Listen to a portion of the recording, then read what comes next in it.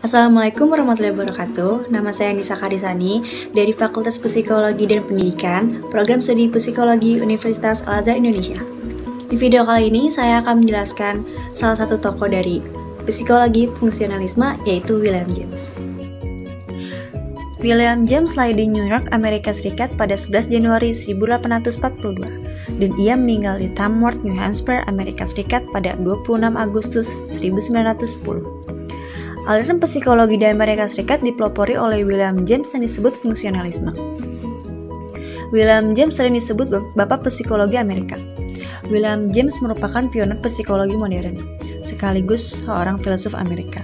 Ia juga terkenal sebagai salah seorang pendiri mazhab praktisme, yang artinya tindakan atau perbuatan. William James pernah belajar ilmu kedokteran di Universitas Harvard, lalu ia belajar psikologi di Jerman dan Prancis. Kemudian pada tahun 1907, ia mengajar di Universitas Harvard di bidang anatomi, fisiologi, psikologi, dan filsafat. Karya-karya James pada masa puncak kreativitas kepenulisannya pada tahun 1904 sampai 1905.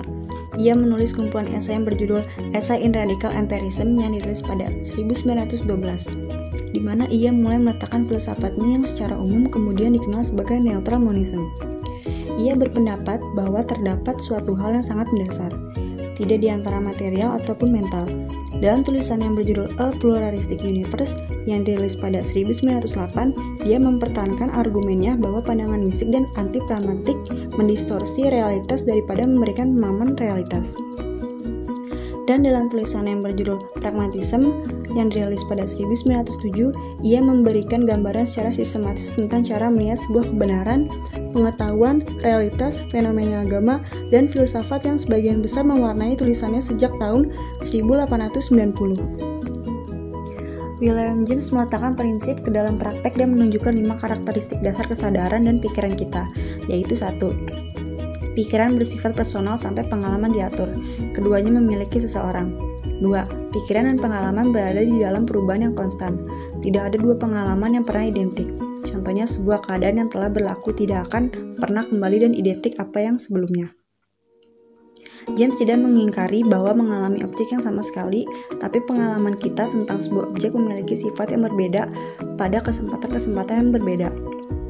3. Ada keberlanjutan dan juga perubahan di dalam pikiran dari pengalaman. 4. Pikiran bersifat kognitif dan pikiran berkenaan dengan sesuatu selain dirinya sendiri. 5. Kesadaran bersifat selektif.